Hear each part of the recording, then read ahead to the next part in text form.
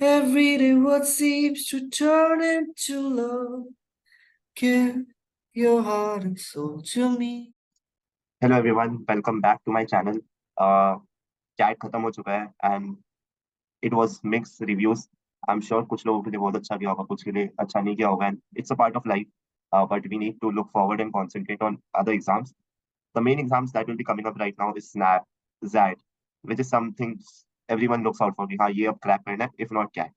And today I have my friend Dheeraj with me, who is in XLRI Jamshedpur, and like being a friend, I have the liberty to roast him. तो उसका भी chat अच्छा नहीं गया था and he messed up really bad. But today, that is what makes this journey better. We will talk how he pulled it up, what he did exactly for that, and why he is sitting there. You will get to know in this conversation. I'm sure Dheeraj has a lot of insights to give. So welcome, Dheeraj. Thank you for taking out time. It's 1 a.m. right now. So that's a lot of commitment from you and from me as well. But please take some time to introduce yourself and tell people a bit of your story, why you wanted to go for an MBA, how much did you score in CAT, what do you think went wrong in CAT, and what was your score in SAT, and what are you doing right now? Hi everyone. Hi Hemant. Am I audible? Uh, Yeah, I am. Yeah. Hi everyone. This is Dheeraj Agarwal. I am a BCom graduate. I have around 9 months of work ex in KPMG India. I was an audit analyst there. Um, so CAT 2022 was my second CAT attempt. My first attempt was not very serious. I was able to score decently there. I scored around 97.60 percentile. But I didn't want to join college back then, any college back then. I had a set of few colleges in my mind, and I could not crack the interviews, right? So CAT 22 was the second attempt I wrote. I messed up the DILR section in CAT 22. So him and I and few other friends used to prepare together for these exams, and he knows how terrible I was with this section, right? So the one blunder that I did, that I'm very sure about, that I did, was that I did not sleep well week before the CAT. So I thought I'll be able to sleep one night before the exam, and I didn't. So exam में मैं बिल्कुल sleepy था, मैंने कुछ ठीक से नहीं किया. सो VRC जो मेरा सबसे स्ट्रॉन्ग सेक्शन था, उसमें भी I messed up. I was able to score around 98 percentile उसमें, but the biggest blunder that I did was in DILR. तो दिस वाज अबाउट कैट. उसके बाद I started preparing for XAT, और XAT में I made sure कि जो भी मैंने किया है वहां से मैं पूरा अच्छे से लर्निंग्स लूँ. और वो मैंने किया. मैं अच्छे से रेस्ट लिया, मैंने अच्छे से मॉक्स दिए, और मैंने पूरे कंसंट्रेशन के साथ एग्जाम लिखा, and I made it to XLRI finally. So this was bit about me. okay, so I'm not sure, Dheeraj, like if you will agree or not that I was the worst person for DIR or not. You know my history, so I won't consider कि तुम DIR में मेरे से ज़्यादा खराब थे, ठीक है? Like I have historical data to prove my claim. But but ठीक यू है, made it bro, you made it. that's part of a story again. But ठीक है, so lack of sleep, एक तो मेरे पास ये नहीं है, क्या बोलते हैं ना, पेन टैब नहीं है, लैक, लोग यहीं पे वीडियो छोड़ देंगे हमको लग रहा है, ये भी वीडियो पे जाएगा वैसे, एकदम अनफिल्टर्ड. ठीक है, lack of sleep and DIR section you thought were the problem for you and you could not make it well in VRC due to any reasons, right? So या now, as well, yeah. Now, what was your mindset? Like, what was your CAT percentile? You did not tell. What was your CAT percentile? My CAT percentile this year was around 96.98, something around that. उसमें भी QA went well. Sorry, not QA. Yeah, QA. Cons went well. VARC was okay. I was able to score 98 there. I could have scored 99, लेकिन वो नींद की वजह से I was not able to concentrate. DILR was my weakest section since the starting. लेकिन उधर भी I thought कि I'll be able to manage around एक दो सेट्स तो, लेकिन वो पूरा ही खराब हो गया, एक सेट किया. So these were DIR my कितना था? percentiles in CAT. Sorry, what? DIR कितना था? हाँ, DILR I'm very ashamed, लेकिन DILR around bro 58, 58, 55 something I had in DILR. तो DILR में भी one set I solved, उसमें भी मैंने mistakes कर दी थी 2 क्वेश्चन में. तो DILR मेरा 58% आई है. Obviously. और यही था कि I was very weak in DILR since starting. तो SAT was one exam जिसमें DILR होता ही नहीं है. और जो मेरा स्ट्रेंथ है कि I was a good reader, तो मैं ऐसे बहुत जल्दी कॉम्प्रिहेंड कर लेता हूँ, बहुत जल्दी रीड कर लेता था. तो SAT has decision making and VALR. तो उसमें 2/3 of the exam is around reading. तो that was my strength, और that is what helped me to get into XLR in the first place. ठीक है। सो फॉर समवन जिसका VR strength नहीं है, what would you tell them कि यहाँ से कैसे प्रिपरेशन शुरू करना है? ओके, सो जैसा स्ट्रक्चर होता है हर एग्जाम का, राइट? सो हम लोग जैट के बारे में बात करें मत, क्योंकि कैट तो ऑलरेडी हो गया, राइट? हम्म, हाँ, तो एग्जाम का जो स्ट्रक्चर है, 1/3 is quants, 1/3 is VRC and 1/3 is decision making, right? Right. उसमें भी डिसीजन मेकिंग को अगर हम देखें तो it is not just about reading, it is not just about reading and comprehension, right? It is more about how you think about a problem, how you go around a problem, how you take decisions. तो उसमें I will not से कि VRC का बहुत, मतलब जो बहुत ही अच्छा ऑलरेडी स्ट्रांग है वीआरसी रोल में, है। वो मेक इन करेगा, राइट? तो ठीक है। उसमें वीआरसी का इतना रोल नहीं है। तो वन सेक्शन वीआरसी जो है, उसमें you need to be good with reading, क्योंकि जैट जो है, जैट में इतने लॉन्ग पैसेजेस नहीं आते हैं, राइट? जैट में 2 poems भी होती है, उसके भी क्वेश्चंस होते हैं, और जो भी क्वेश्चंस होते हैं वो कैट जितने लेंदी नहीं होते, बट द थिंग इज कि जैट के जो पैसेजेस होते हैं वो बहुत ही कॉम्प्लेक्स होते हैं, एंड कंपेयर टू कैट, जहाँ पे तुम्हें 4 में से 2 ऑप्शन या फिर एक ऑप्शन बहुत आसानी से मिल जाता है, या प्रिटी श्योर कि ये ऑप्शन तो ठीक होगा ही, क्योंकि बाकी के गलत लग रहे हैं। जैट में हमेशा ऑप्शंस बहुत कंफ्यूजिंग होते हैं। तो if you are a very good reader, तो you have already made 2/3 of the that, क्योंकि अगर तुम्हारा कॉम्प्रिहेंशन बहुत अच्छा है तो तुम्हारे लिए वीएलआर तो निकल जाएगा। Like, but the other thing is कि अगर तुम इतने अच्छे नहीं हो वीएलआर में, तो you just need to make sure कि तुम सेक्शनल कट ऑफ क्लियर करो, और तुम अपना सारा कंसंट्रेशन करो क्यूए में। दैट हैज दिस थिंग कि जहाँ पे तुम्हारी sectional time sorry sectional time limits है ही नहीं, राइट? हाँ, 1:15 बज रहे ब्रो, मैं ऐसे वर्ड्स बोल रहा हूँ पर कोई बात जैट में नहीं, से हिंदी में सेक्शनल बोलो। टाइम्स है, टाइम लिमिट है नहीं, तो this gives you an opportunity to play upon your strength. तो अगर तुम वीएलआर में सिर्फ सेक्शनल भी क्लियर कर दो, तुम उधर से 30-40 मिनट्स में निकल जाओ, तुम अपना पूरा 3 आवर्स में से बाकी का टाइम सारा क्यूए में डिवोट कर सकते हो। And it was exact opposite for me, मैं क्यूए में से फटाफट निकलता था और सारा टाइम वीएलआर में डिवोट करता था। तो लाइक 1 महीना है, 1 महीने में आई डोंट बिलीव कि तुम वीएलआर 80 परसेंटाइल से एकदम 99 परसेंटाइल ले जा सकते हो, लेकिन एटलीस्ट तुम 80 परसेंटाइल से 92 परसेंटाइल ले जा सकते हो, if you practice decently, if you practice enough मॉक्स, if you practice enough past year papers, और बाकी का time you play upon QA and you play upon DM. DM again is very tricky, DM is very unpredictable. तो DM में मैं नहीं बोलूंगा कि तुम अपने स्कोर्स मैक्सिमाइज कर सकते हो, क्योंकि नो बडी, आई बिलीव कि किसी के दिमाग में ये नहीं होता कि डीएम में स्कोर मैक्सिमाइज करना है। Everybody has this strategy where they try to just survive the decision making section, and they try to either maximize their QA or VLR. तो VLR मेरा था, तुम QA में मैक्सिमाइज करो। ओके, ठीक है। तो स्ट्रैटेजी पे बात करते हैं कि tell me the reading sources, tell me the practice sources, and what are the best ways in which a person can optimize their preparation in this regard. Okay, तो मैं सेक्शन वाइज चलूंगा। First hmm, VLR, second quants, और third decision making, right? ठीक। तो first VLR में मैं बोलूंगा कि जितना तुमने कैट के लिए पढ़ा है, जो भी किया है, वो ही यूज होने वाला है। जैट का कुछ ऐसे अलग से नहीं है कि कुछ अलग टॉपिक्स पे पैसेजेस आते हैं या कुछ। बस जैट में ये है कि पैसेजेस का लेंथ कम होता है, but the complexity, it is much much more than cat.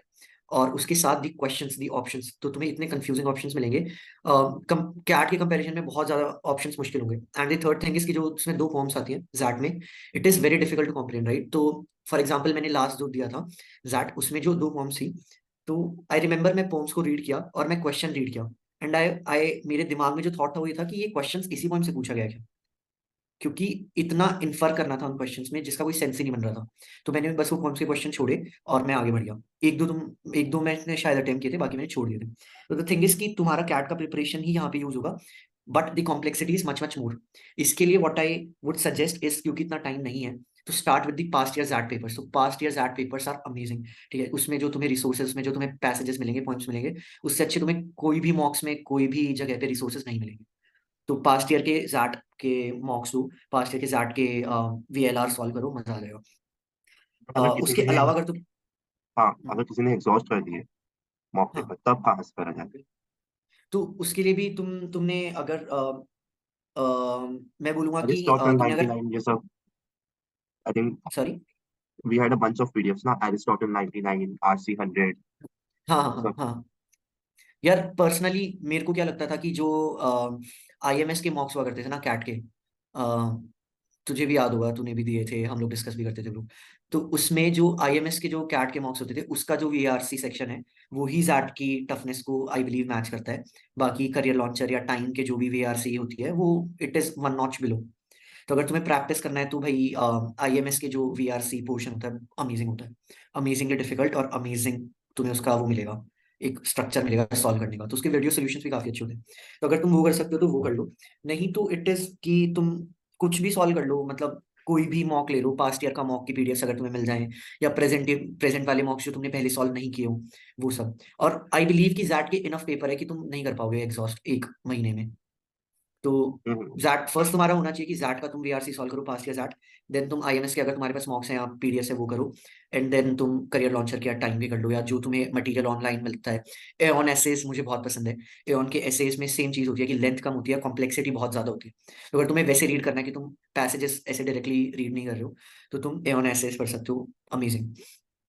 उसके बाद कॉन्स पे सेम चीज की तुम्हारे पास बिफोर हम्म, मूविंग इनटू पॉइंट्स, वीए हम्म, एलआर खत्म करते हैं। It's like hmm. वीए एलआर में एलआर भी होता है क्या? मेरे को क्योंकि याद नहीं। यार एलआर का मतलब तुम्हारा जो कैट में आता है कि क्रिटिकल रीजनिंग। समरी, हाँ समरी, और ये jumble paragraphs, odd one out शायद होता है कि नहीं होता, मेरे को याद नहीं है। बेसिकली जो कैट में होता है वो, और उसके साथ एक दो अलग से डिफरेंट टाइप ऑफ क्वेश्चन, तो आई से कि उसमें इतना प्रॉब्लम नहीं होता। लॉजिकल रीजनिंग में भी वो भी थोड़ा सा डिफिकल्ट होता है कंपेरेटिवली कैट से।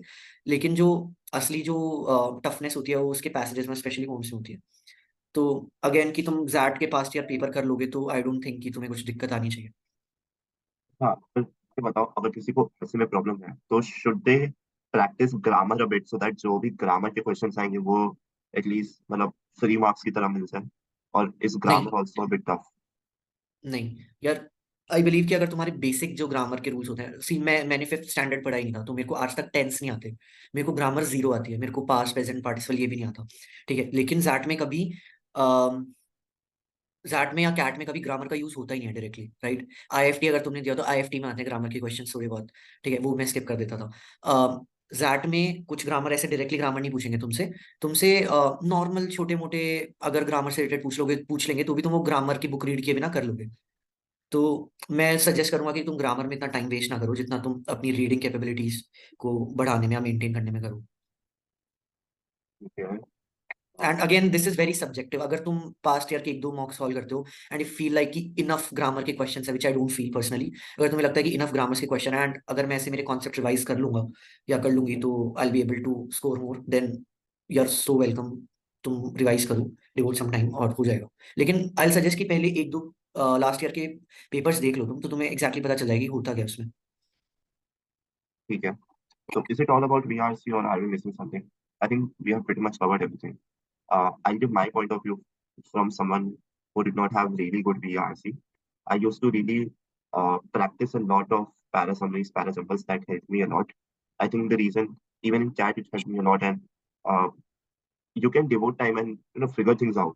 RC में क्या होता है, if you get lost in between, then पूरा वापस पढ़ो, and questions can be complex. But in the summary, you know whatever is in front of you, 4 5 lines. You just have to comprehend them well and avoid the traps, and you are done. तो uh, वो मेरे लिए काफी काम आया था, para summary, para jumbles. तो वो तुम लोग एक बार चेक कर लेना जब भी आते हैं। Practice them daily. I think 10 in a number should be fine. 10 daily can sorry. summaries, can para summaries, can para jumbles, can odd one out daily till the day of Zag should be fine. हाँ मतलब अगर तुम करोगे तो it is very well, क्योंकि यार तुम एक तरीके से उस जोन में चले जाओगे जहाँ पे तुम इनफ इतने सेट सॉल्व कर चुके होगे, तुम्हारे सामने कुछ भी आएगा तो बहुत आसानी से हो जाएगा, राइट। तो मैंने जब कैट के लिए स्टार्ट किया था तो मेरे को पैरा जंबल्स में और उसमें बहुत प्रॉब्लम आती थी, ऑड वन आउट में। तो मैंने क्या किया कि बस एक दिन अपनी आईएमएस की बुकलेट उठाई और उसमें से 40-50 क्वेश्चन सॉल्व कर दिए लगातार, 40-50 ऑड वन आउट के और 40-50 पैरा जंबल्स के। नेक्स्ट डे से ही मेरा स्कोर इंप्रूव हो गया। आई एम नॉट सेइंग कि अगर तुम एक बार में बैठोगे तो नेक्स्ट डे में तुम्हारा भी होगा, मतलब it was very subjective again, right. तो शायद मेरे को कुछ ऐसा एक अप्रोच सबकॉन्शियसली मेरे माइंड में चला गया कि जिसकी वजह से मैं कर पा रहा था। तो अगर तुम डेली भी थोड़े बहुत, जैसे हेमंत ने बोला, डेली भी थोड़े बहुत करते रहोगे सेट्स पैरा जंबल्स के और ऑड वन आउट के, तो डेफिनेटली हेल्प करने वाला है वो। Hmm. And what do you think should be minimum time for this section? Minimum time and यार maximum time. हाँ, तो व्हाट आई डिड वाज कि 3 घंटे है एग्जाम में।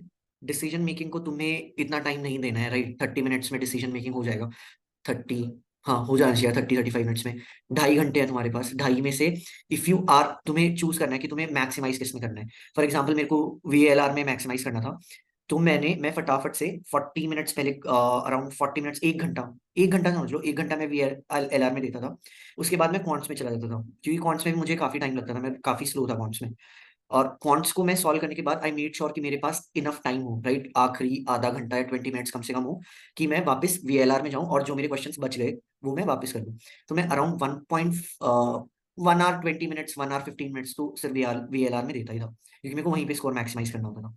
अगर तुम्हें क्वांट्स में मैक्सिमाइज करना है स्कोर, तो तुम वीएलआर को थोड़ा कम टाइम दो, 1 घंटा दे दो। 1 घंटा तो 3 घंटे एग्जाम में, 1 घंटा तो वीएलआर को आई गेस मिलना चाहिए, क्योंकि डिसीजन मेकिंग को में तुम्हें सिर्फ 30 मिनट्स या 35 मिनट्स लगेंगे।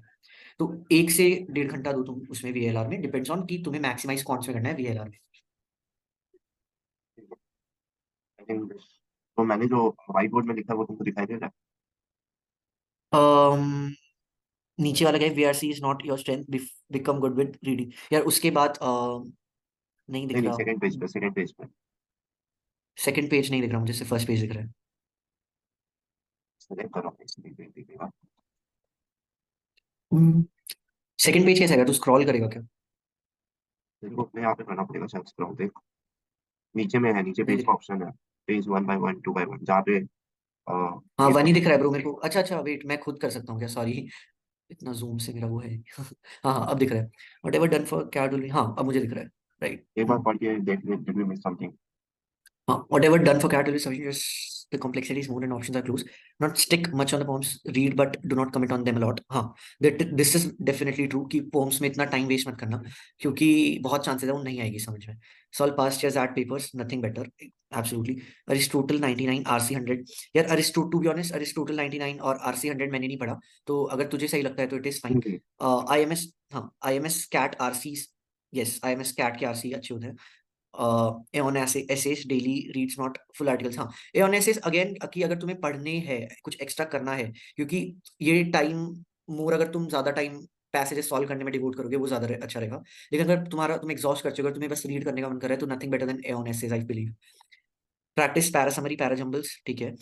Basic grammar rules are necessary and first and, but do not invest lot of time, yes.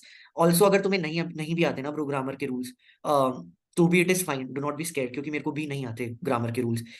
मेरे को जो सुनने में अच्छा लगता है, देखने में अच्छा लगता है, मैं उसके हिसाब से चलता हूँ, and it works for most of the people. Minimum time for VLR section 60 minutes basic plus some extra time if you wish to maximise, yes. हाँ ठीक है, चलो then we shall move to points. Let's see what you have for people here in points. हाँ, तो तो again quants minimum में, basic time से minimum basic time according to you should be 1 our point. हाँ हाँ, 1 our मतलब it is very subjective, लेकिन अगर तुम एक टाइमलाइन लेना चाह रहे हो, एक नंबर चाहिए, तो 60 minutes is, I mean it's fine, 60 minutes. ठीक है, आई थिंक ज़ैड का ऑल्सो पॉइंट इज एक इजियर देन एक quad. It's just no lengthy, it's just lengthy. No no no no no no no, तुम चाहे past year paper कर लो। इस साल का आई डोंट नो कैट में कैसा कौन सा है, तो इस साल आई कैन नॉट कमेंट। लेकिन हर साल क्या होता है कि जैट का जो कॉन्स होता है, लास्ट ईयर भी आई से कि फेयरली इजी ही था, मतलब बहुत ज्यादा डिफिकल्ट नहीं था। लेकिन हर साल क्या होता है कॉन्स में जैट का, you have a lot of time, but question जो होते हैं वो बहुत कॉम्प्रिहेंसिव होते हैं। तो तुम्हें जैट कैट में जैसे तुम्हें फट फट फट फट फटाफट से तुम क्वेश्चंस कर सकते हो if you know the concept, XAT में तुम्हें अच्छे से कॉन्सेप्ट की नॉलेज होनी चाहिए, तुम्हें एप्लीकेशन कॉन्सेप्ट का आना चाहिए। तो you have a lot of time, जैसे कैट में तुम्हें जल्दी जल्दी करना है, जैट में तुम आराम से टाइम वेस्ट करो, बट यू मेक श्योर कि तुम्हें कॉन्सेप्ट अच्छे से आता हो। तो this is a thing again, topic सारे कैट वाले हैं, जो तुमने कैट के लिए प्रिपरेशन की है सेम प्रिपरेशन रही, नथिंग, तुम्हें ऐसा एक्स्ट्रा कुछ प्रिपेयर नहीं करना। अगेन की कॉन्ट्स में इसमें डीआई के सेट्स भी आते हैं, डीआई या एलआर कुछ भी आ जाता है, एक दो सेट्स, दो भूल गया मैं कितने, लेकिन 2-3 सेट्स आते हैं डीआई के। तो इसमें तुम्हारा डीआई भी टेस्ट हो जाएगा कॉन्ट्स में। तो कॉन्सेस की तुम्हें एक्स्ट्रा कुछ नहीं करना है, just passed year work paper और मॉक्स, ठीक है। अगर तुम चाहते हो कि कॉन्स तुम्हारा अभी इतना अच्छा नहीं है, और मतलब इस पॉइंट ऑफ टाइम पे, and you are thinking about कि मैं एक नॉच बढ़ा दूं कॉन्स का विद इन 1 मंथ, तो व्हाट आई डिड वाज कि मेरा पहले कॉन्स में मॉक्स में बिल्कुल मार्क्स नहीं आता था, राइट। मैं 91, 92, 93, 94 इतने भी अटका रहता था। ठीक उसके है। बाद मैंने क्या किया, मेरे पास मुझे टाइम का, क्योंकि टाइम का सबको पता होता है कि पुराने जो टाइम के पेपर्स होते थे 2019-20 वाले, उसका क्वांट्स बहुत डिफिकल्ट होता था, बहुत ज्यादा डिफिकल्ट। तो ठीक मेरे है। पास मैंने मुझे कहीं से उसके क्वेश्चंस मिले थे, उसकी पीडीएफ मिली थी, तो मैं वो सॉल्व करता था।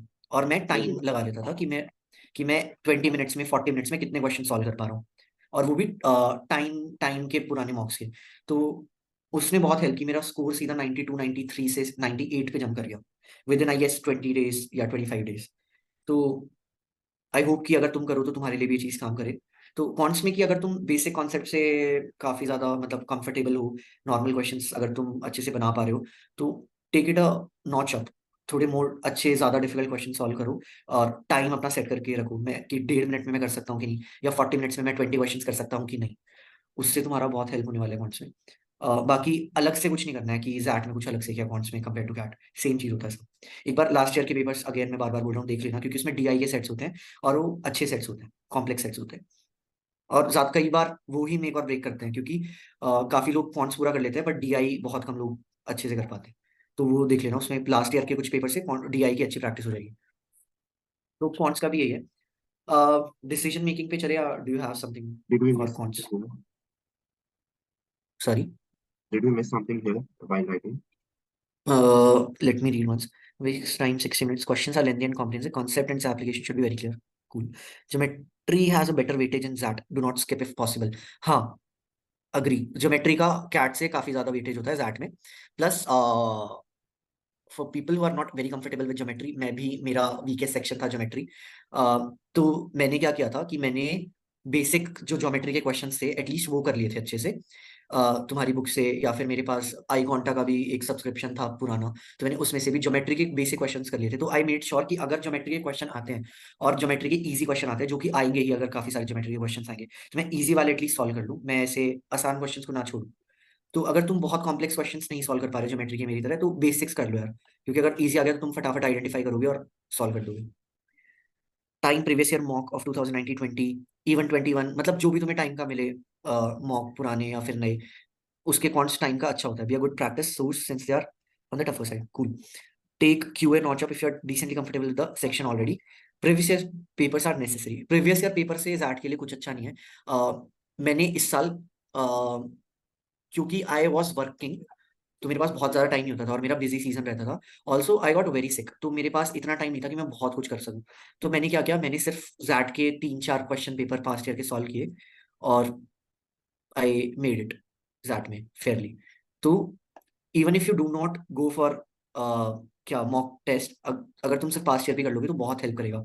ऑल्सो मेरे को क्या प्रॉब्लम होती थी, क्योंकि जैट के जो मॉक्स होते हैं उसमें ना वीडियो सोल्यूशन होता है, ना लोग मतलब कोचिंग सेंटर्स इतना ज्यादा फोकस करते हैं। आई फेल्ट लाइक कि उनके लिए उस साइड का था कि सारा मेहनत वो कैट पे करते थे, और जैट के मॉक्स में कुछ भी डाल देते थे।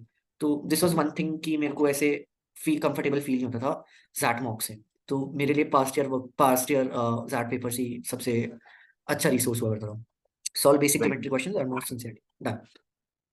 Great. I think हम लोग को वापस ज्वाइन करना पड़ेगा meeting because there's just 8 minutes 9 minutes left. but ठीक है, we'll okay. make it quick for uh, decision making. Decision तो making. So decision making was one section which is very very unpredictable. तुम ये सोच के भी मत जाना कि डिसीजन मेकिंग में मैं स्कोर मैक्सिमाइज करूंगा, no matter how good you are with the section. Decision making में my approach was, again it is very very subjective, my approach was to just clear the sectional cut off. ठीक है, do not touch the questions which I am not sure about, right. So अगर मेरे को 4 options हैं और मेरे को ऐसे लग रहा है कि 3 ठीक हो सकते हैं, मैं तुक्का नहीं मारता था। अगर मुझे लग रहा है कि 2 ठीक होने वाले, 2 में से कुछ एक होगा, और तो मैं एक एजुकेटेड गेस लेता था। पर मैं बहुत ज्यादा तुक्केबाजी नहीं करता था डिसीजन मेकिंग में, क्योंकि डिसीजन मेकिंग में ही बहुत ज्यादा अनएक्सपेक्टेड आंसर्स निकल आते हैं बहुत बार। एंड अगेन तुम कोचिंग का देखोगे, मॉक्स का देखोगे, सारी कोचिंग्स के ना अप्रोच टुवर्ड्स डिसीजन मेकिंग बहुत डिफरेंट होती है। तो अगर मैं एक फॉर एग्जाम्पल मैं तुम्हें बताता हूँ, अगर मैंने जैट का क्वेश्चन पेपर उठाया कुछ पास्ट ईयर, mhm. मैंने उसमें से एक डिसीजन मेकिंग का क्वेश्चन देखा, सेट देखा, मैंने उसका ही सोल्यूशन देखा आईएमएस पे, उसी का ही सोल्यूशन देखा, अगर मैंने करियर लॉन्चर का उसी का ही सोल्यूशन देखा टाइम पे। तीनों कोचिंग वाले अलग अलग एक्सप्लेनेशन दे रहे हैं, पर उनका आंसर सेम आ रहा है, क्योंकि वो आंसर की तो जैट ने डिस्क्लोज कर ही दिया। तो थिंकिंग प्रोसेस कोचिंग वालों का भी अलग होता है। तो डिसीजन मेकिंग में आई फेल्ट लाइक कि मैं ऐसे कोचिंग वालों के हिसाब से नहीं रहूंगा। मैं जो जैट का जो पास्ट ईयर वर्क पेपर्स था वो सॉल्व किया, एंड मैं सेक्शनल क्लियर कर लिया। I did not perform exceptionally decision making में, पर मैं सेक्शनल क्लियर कर चुका था। तो डिसीजन मेकिंग में it is very subjective again, लेकिन जैट के पास ईयर पेपर से अच्छा कोई रिसोर्स नहीं होने वाला है डिसीजन मेकिंग में, and I am pretty confident about this. Also अगर तुम्हें उसके अलावा भी कुछ चाहिए, कुछ प्रैक्टिस सेट्स वगैरह चाहिए यार, एक सेकंड, उसके अलावा भी तुम्हें अगर कुछ प्रैक्टिस सेट्स चाहिए तो आईएमएस का मेरे पास एक बुक था डिसीजन मेकिंग का, which was good good only. लेकिन अगेन जैट के प्रीवियस वर्क पेपर से डिसीजन मेकिंग में कुछ बेटर नहीं। यार एक second, can I just pick up call?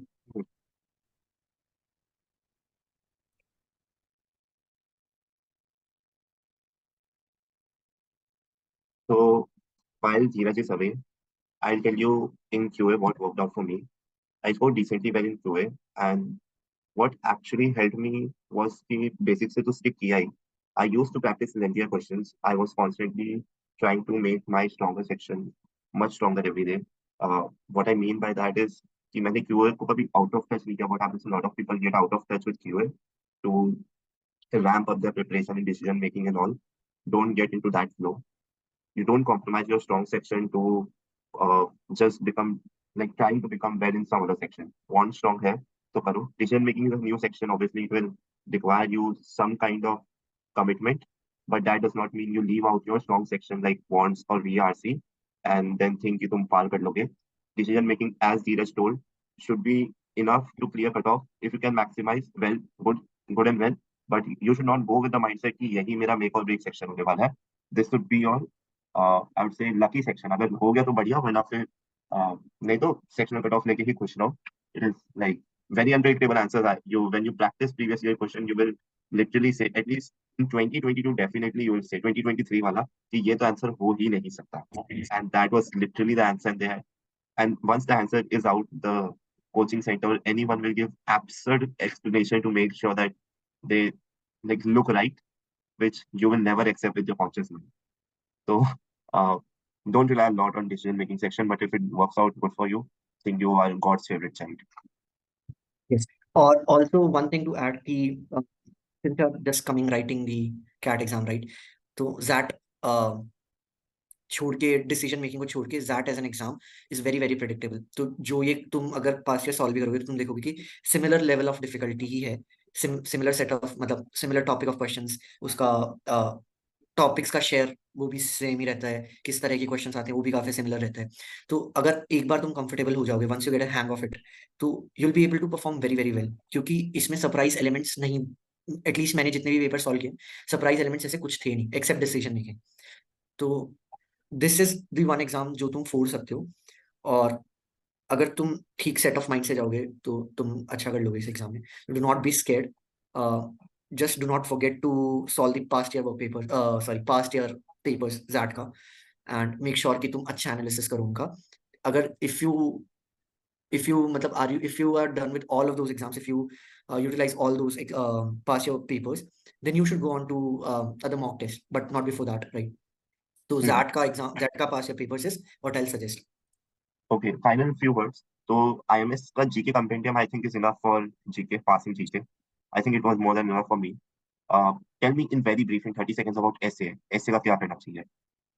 हाँ, ऐसे ब्रो, ऐसे if you are good with writing, you are good with writing, if you are not, you are not. एक महीने में कुछ नहीं बदलने वाला है, ठीक है? वही अगेन लास्ट के बस, यू मेक श्योर कि तुम्हें जो टॉपिक्स मिलेंगे you are quick with thinking about that topic, ठीक है? तो उसका भी एक प्रैक्टिस होता है। अगर तुमने काफी टाइम से कुछ भी नहीं लिखा है, फॉर एग्जाम्पल 6-7 महीने से तुमने कुछ क्रिएटिव राइटिंग नहीं किया, कुछ टॉपिक पे नहीं लिखा है, तो it is very difficult for you to come up with something, and again come up with something on complex topics like that gives us, ठीक है? तो उसमें भी अब मैंने क्या किया था कि मैंने पास्ट ईयर वर्क पेपर्स में जो भी मेरे ऐसे राइटिंग से क्वेश्चन से, मैंने एक एक बार सब पे थोड़ा थोड़ा लिख के देख लिया था कि मेरा बस मैं उस माइंडसेट में आ जाऊं कि मेरे को अगर क्वेश्चन मिलता है तो I quickly think about that topic and I start writing. मैं बोलूंगा कि मेरा बहुत अच्छा नहीं था, ठीक है? ऐसे राइटिंग में उस दिन भी काफी नींद में ही था, तो मैंने कुछ कुछ लिख दिया, लेकिन आई डोंट थिंक कि वो मेक और ब्रेक होता है ऐसे और जीके। मेरे कुछ दोस्त हैं जो बहुत कम 40-50% इन जीके पे भी है, और जिन्होंने ऐसे भी कुछ खास नहीं लिखा था। तो इट इज कंसिडर्ड, जैट का जीके और ऐसे व्हाट आई फील कि वो कंसिडर करते हैं, देखते हैं, लेकिन वो मेक और ब्रेक नहीं है। तो if you are not very well with writing it is okay, but just don't leave it blank. तो गो विद द माइंडसेट कि तुम्हारे पास कुछ भी आ जाए तुम लिख दोगे उस पे। और जीके में अगेन मेरे पास, मैंने एक आईएमएस का भी काफी बहुत कुछ था उसमें, I तो मैंने think एक Dheeraj, सबसे less than 1 minute is left, so we'll join again. ये लास्ट में जनरल ज्ञान और ऐसे When you speak angels sing from above, Every day what seems to turn into love. Give your heart and soul to me, and life will always be lovey and rose. ये भी जाएगा YouTube पे। अरे अरे भाई, तुम्हारी इतनी प्यारी प्यारी शक्ल देख के इतना प्यार आ गया। क्या हम क्या कर रहे थे भाई, कहाँ पे थे हम? So, so we ended at or we ended when you said that you do not write a really good essay and you were mostly Neil Dante, and we were just about to touch yes. upon GK. So setting the context for everyone, 40 minute का Zoom खत्म हो गया था. This is a new link where you had a chance to see the cute Dheeraj sing, and I'm sure a lot of girls will drool over you now. आपके DMs please don't भर put this on जाएंगे. YouTube bro. उसको YouTube पे अब मत जा डालो चुका प्लीज। हो चुका है. It's gone. चल।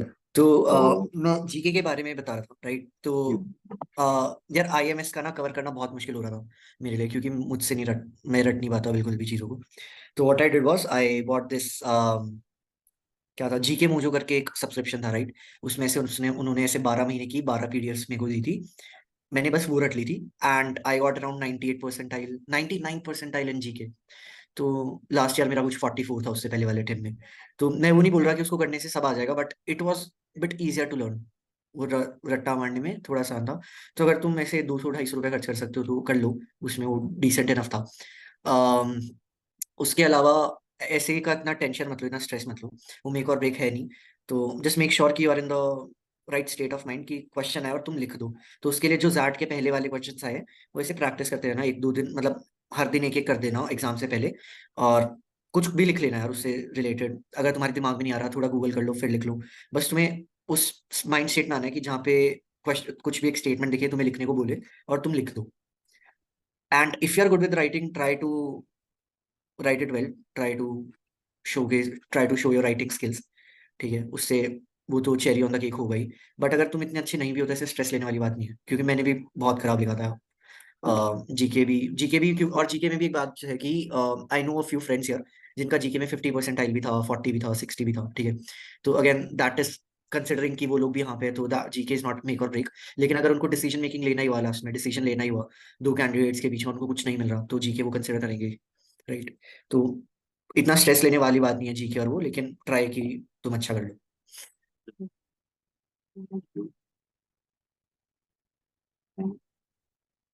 ठीक है. I think we covered mostly everything.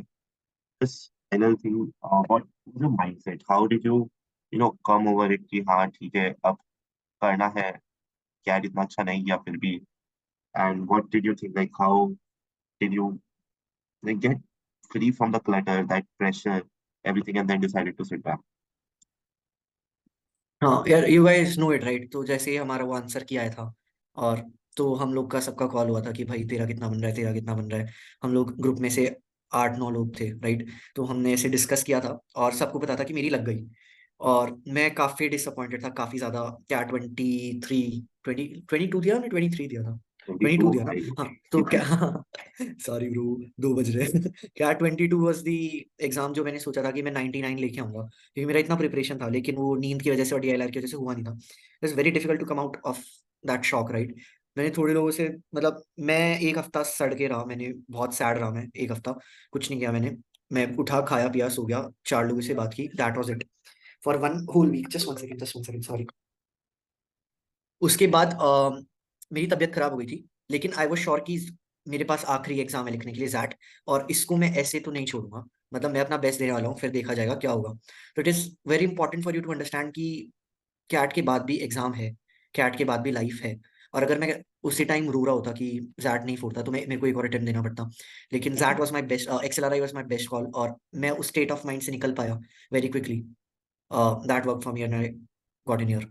तो यार वही कि इट इज नॉट कि कैट खत्म हो गया तो सब खत्म हो गया, इसलिए हम लोग और भी एग्जाम्स के लिए अप्लाई करते हैं, क्योंकि वी नो कि things do not go well planned every time.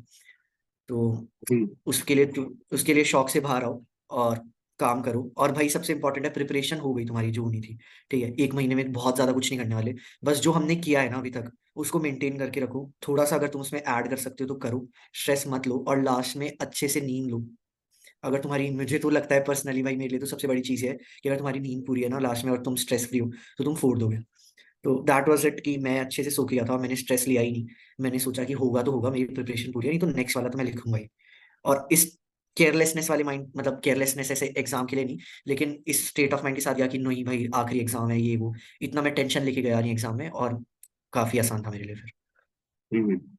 I think people again पहले फर्स्ट चीज पे जाते हैं when we had a call. I think more shocking thing was to know that I topped in the group. That was the most shocking thing because नहीं I bro, was it was not not expecting. Shocking. मतलब we knew कि हम लोगों में से ही कोई ना कोई अच्छे लाने वाला है, और हमें से हमसे किसी को भी नहीं पता था कि कौन अच्छा लाने वाला है। तो आई वाज वेरी हैप्पी, मैं और लोगों से बात करता, एवरीबडी वाज वेरी हैप्पी कि तू लेके आया अच्छा स्कोर। लेकिन at the same time we are very sad for ourselves, right, हाँ, मैं और बाकी लोग। तो लेकिन बाकी लोगों ने भी कोई ना, किसी ने जी मैट निकाल दिया, किसी ने जैट निकाल दिया, किसी ने आईएफटी निकाल दिया। तो अगेन क्योंकि 8 लोगों में से 7 लोग रो रहे थे, ठीक है, और उन 7 लोगों में से भी 5, करीब करीब 4 या 5 ने अच्छा अच्छा कॉलेज निकाल लिया, क्योंकि वो एक हफ्ते में निकल गए भाई उस जोन से, और उन्होंने बाकी एग्जाम से फोकस किया, वो फोड़ा और खत्म किया। तो तुम्हारे लिए बहुत इंपॉर्टेंट है कि अगर तुम्हारा कैट खराब हो गया है, तो तुम बाहर निकलो इस स्टेट ऑफ माइंड से। मतलब टाइम दो यार, एक हफ्ता रोना है रो लो, लेकिन बाहर आ जाओ, it is not the end of the world. और अगर तुम्हारा बहुत अच्छा हुआ है, फॉर एग्जाम्पल एक और बंदा था हमारे ग्रुप में, नाम नहीं लेते। तो उसका नाम नहीं लेंगे। तो उसका अच्छा हुआ था कैट काफी, पर वो उसका कॉल कन्वर्ट नहीं होता, और उसने जैट छोड़ दिया था because he was sick. I not से कि वो ऐसे एकदम फ्री हो गया था, पर वो थोड़ा सा उसकी तबीयत खराब थी, तो उसको जैट नहीं लिख पाया वो, राइट। तो पता नहीं कैसे, मेरे को तो बिल्कुल समझ नहीं आया कि he is very very good. तो उसने, उसका कन्वर्ट नहीं हुआ, उसका जो उसको कॉल चाहिए था कन्वर्जन में, और तो छूट गया। तो अगर तुम्हारा कैट अच्छा भी हुआ है ना, तो इट मे हैपन कि तुम्हारा कॉल कन्वर्ट ना हो पाए फॉर सम रीजन। तो अभी मत छोड़ो ब्रो, अभी तुम जैट है जैट पे करो, आईएफटी करो, कोई एग्जाम नहीं छोड़ना है, क्योंकि वी डोंट नो कि क्या होने वाला है। तो अब इन आईएफटी बोथ तो है वेज ही नहीं। अगर, हाँ सॉरी आईएफटी तो नहीं, जैट, मतलब जैट तो है ही ना भाई। तो जितना जो भी तुम सिचुएशन में, जैसा भी तुम्हारा एग्जाम है, बाहर निकलो, रेस्ट लो और शुरू हो जाओ। I think the main point of my saying कि मैंने टॉप किया why was it shocking is first you never know what goes on the D-Day। ठीक है, मुझे पता है कि मेरे से अच्छा धीरज था and और भी लोग थे and that is a fact। ये लोग मेरा डाउट सॉल्व करते थे and somehow on D-Day something worked better for me that did not work better for them। Secondly, uh, they were happy for me but as they said they were sad for themselves but they got out of this zone। So you will know a lot of people जो शायद जिससे तुम अच्छा deserve करते थे और you think तुम करते थे and they did better because of any reason and you will feel sad for a moment which is very human। ठीक है, but you need to get out of that zone। It's always rosy to see कि कोई LinkedIn में डाल रहा है मेरे को 10 आईएम से कॉल आया अब हम इसमें जा रहे हैं, but again you need to realize कि no, you need just one seat, right? You don't need the call of 10 colleges। If you get a call from IIT Delhi and convert it, it's much better than getting cap calls जिसमें तेरा आया है, because obviously IIT Delhi is better and that is a fact। So concentrate on that one seat that you are looking for rather than the umbrella की भाई मेरे से ये छूट गया। And that is why this is something I've seen in Dheeraj। He got that one call, XLRI, XLRI Jamshedpur Delhi, and he was more bent on XLRI Jamshedpur, and he got it। He worked hard for it। The odds of getting an XLRI interview is much, much, much lesser than an IIM interview. Let me tell you that, because there are far more people called in XLRI interview than for an IIM interview। At least top 6 IIMs में तो कम लोगों को बुलाते हैं as compared to XLRI interview। If you can confirm this। हाँ, XLRI में interviews और मतलब काफी लोगों को कॉल्स आते हैं Hmm. Bro. Even with lesser percentile, people get called 92, 93. They get calls. So don't lose hope। There are better, like I wouldn't say better exams, but I say there are exams left. There are good colleges left that you can target। It's easier for me to say that you should get out of this zone, but trust me, the person who will get out of this zone right now will be the one who will excel the rest of the exams। क्योंकि जो zone में रह गया वो फिर रह ही गया, फिर उसका नेक्स्ट ईयर का पर्चा कट चुका है। तो is there anything definitely. else, Dheeraj, that you would like to say, like when we end?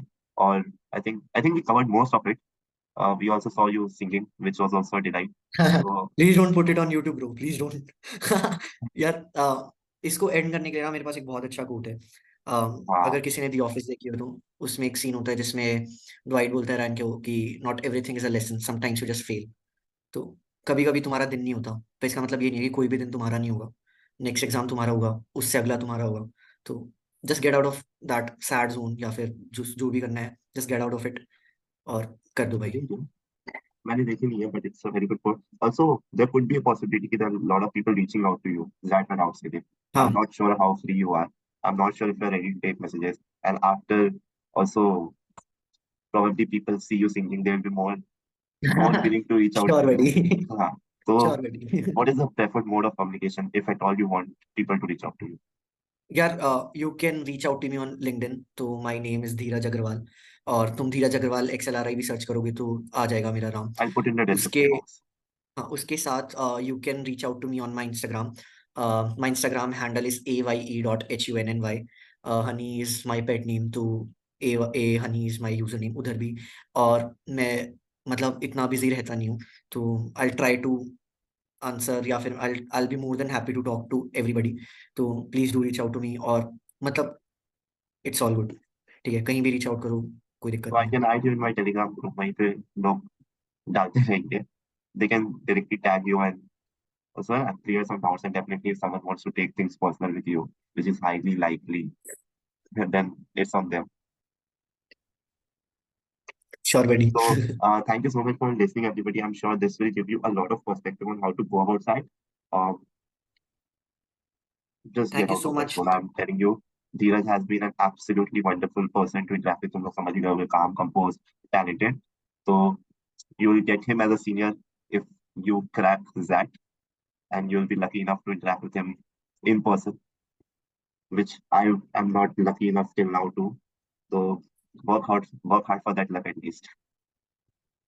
Uh, ज्यादा हो गया अब थोड़ा, पर थैंक यू एवरीबॉडी, मतलब मजा आया मेरे thank को you भी ये so much. करके। Thank you Hemant. We'll soon और bring more videos on Snap and all other exams. So, and yes, interviews maybe I'm sure Dheeraj will give a lot of perspective for interviews.